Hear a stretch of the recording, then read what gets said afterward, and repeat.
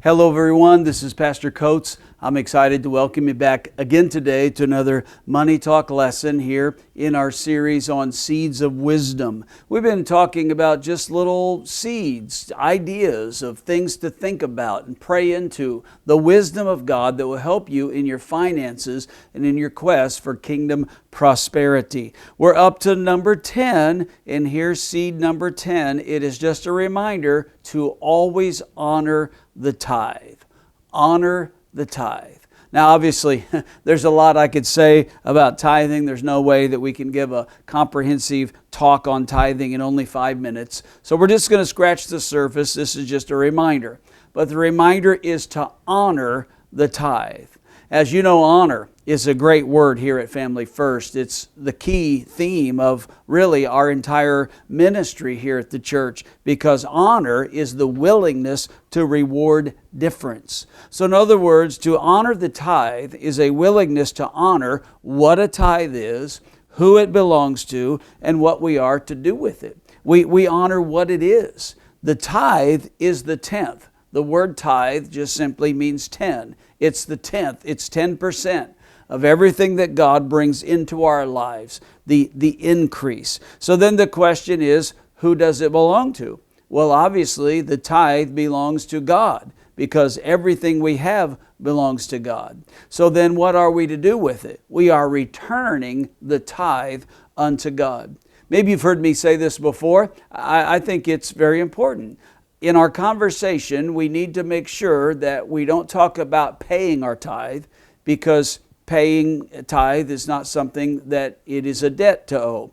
We don't talk about giving our tithe, because it's not a legalism. We talk about returning our tithe to the God who owns everything we have in the first place. So God gave us everything, including the first 10%. So when we return that first 10% to Him, we're actually sanctifying everything else that God has given us. The first tenth sanctifies. It sets apart the rest. Actually, of course, everything belongs to God, not just the tithe, but when we tithe, we are we are prophetically setting apart and symbolically saying to God, I acknowledge that everything my life has come from you, so I return the tithe, recognizing that I'm a steward, I'm a manager of everything that you've brought in my life. And when we honor God with the tithe, here's what happens. It releases the rest of God's best to flow into our lives. This is what I like to call the law of first honor. We're acknowledging that everything belongs to God. We're sacrificing all the rest of our possessions, everything else that God leaves in our possessions, and even the thing that He will additionally bring to us that we can use for our lives, for our needs, for our family, but also to help build and establish the kingdom. Tithing is clearly taught in both the Old and the New Testament. In the Old Testament, Abraham tithed to Melchizedek, who was a type of Christ. In the New Testament, even the Pharisees' tithing was noted by Jesus.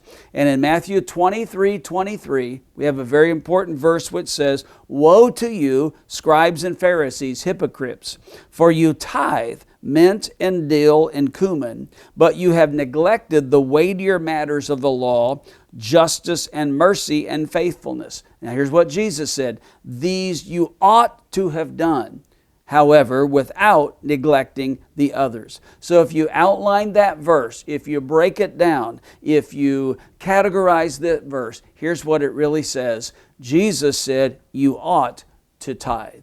He said, you have tithed the mint and the cumin and the dill, and He says, you ought to do that, but you ought to also recognize the weightier matters of the law, justice and mercy and faithfulness.